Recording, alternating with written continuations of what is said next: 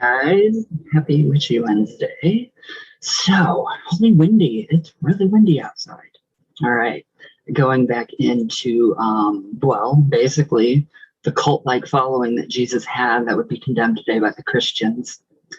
So, this is just, this is wild.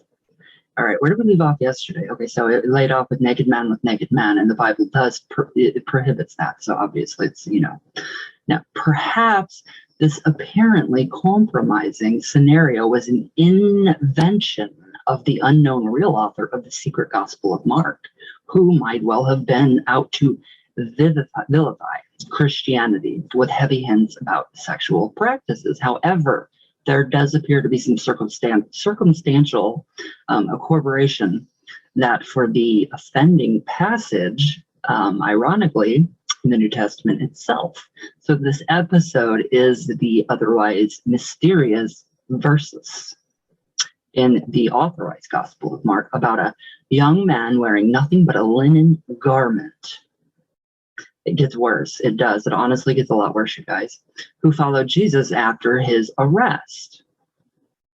Now, when all of the others fled to save their skins, I wouldn't have followed him. I would have been like, no, you take responsibility for your own actions. Yeah. Now, anyways, he then, I don't know what I wrote there, suffered a traumatic embarrassment. Quote, when they seized him, he fled naked, leaving his garment behind, unquote. Why would you be embarrassed? But does spending the night unclad with a religious teacher automatically imply that some kind of homosexual activity took place? Of course not. But the Professor Smith himself had no doubt about Jesus's Libertine Circle and the possibility that his followers were admitted, quote, singly and by night to the mystery of the kingdom by certain ceremonies derived from ancient erotic magic. Now, this would actually tie into whoever was talking about Jesus being in France. Could have very well could have been in France. We don't know. I don't think he was real, and if he was just a historical figure that, did all of this magic, and I don't know.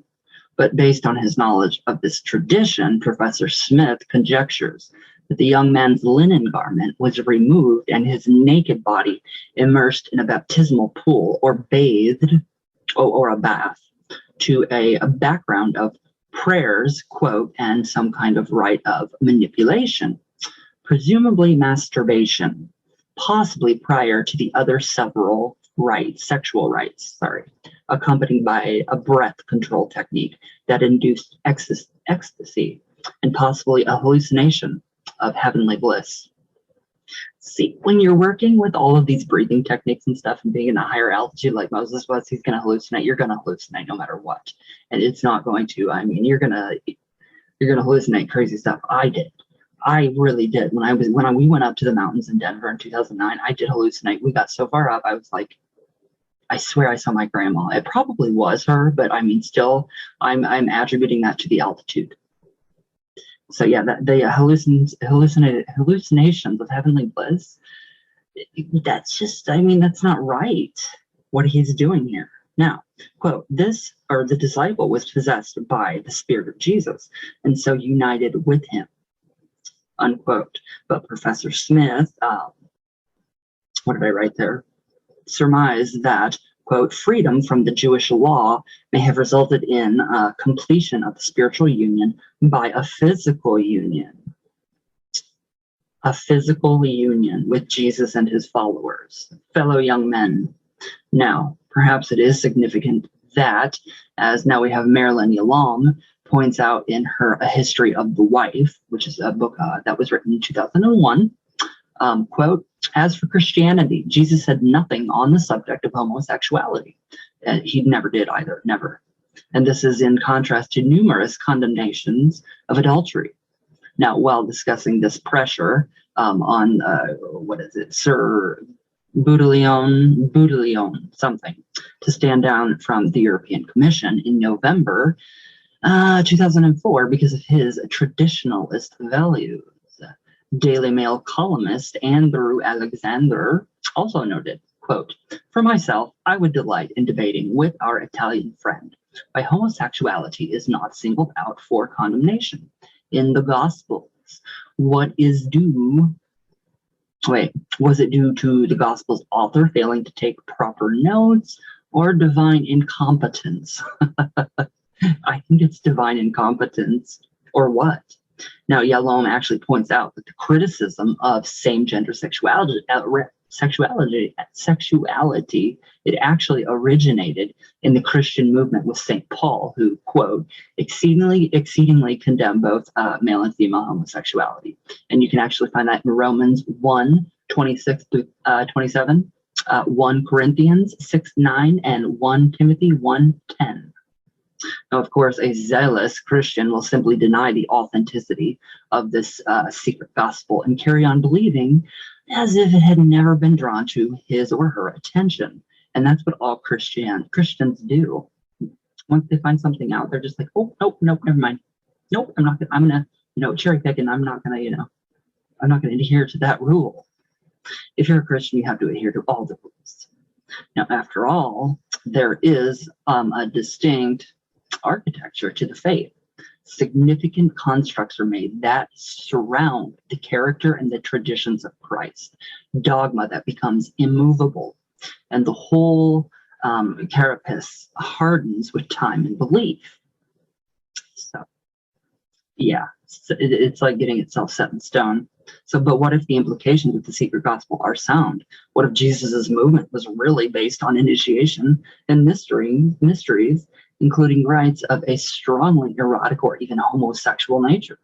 So suddenly, what was considered demonic, devilish, satanic would be inexplorably linked with Jesus Christ. I don't know what I wrote there, guys.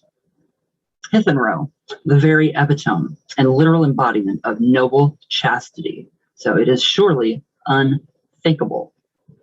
Now, in fact, there is considerably more evidence, albeit for obvious reasons, circumstantial, after all this time, that Jesus and his initiates were involved in the sort of a cult behavior that modern Christians would not merely only condemn as filthy and immoral, but actively seek to have banned from their community. Now, this is where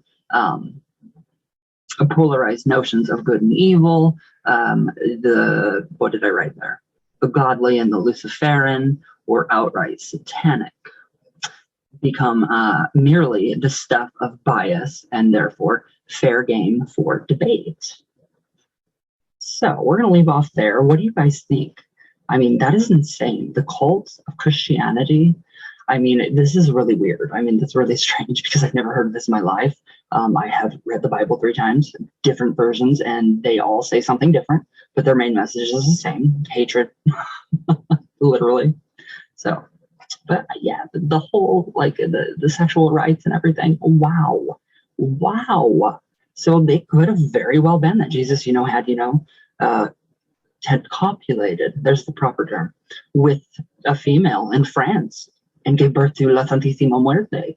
So, I mean, it's all up for debate, literally, just like, Professor Smith says. But this is some intense history, and I want to find that Gospel of Mark, but it's only owned by the Capuchins, and you can't find it anywhere online, and I've tried. So, all right, guys, let me know what you guys think. So, I don't know even what to think about that. So, anyways, I love you guys with all my heart, and thank you guys for your amazing comments. And I will see you all tomorrow. Enjoy, and all my love from Venus always. So yeah, definitely let me know what you guys think about this. I love your opinions. All the way back down. I forgot what I was doing. My hair is super gray. Wow. But all right, guys, I love you all so much. And thank you guys for all of your wonderful contributions to this channel. And I'll see you all tomorrow.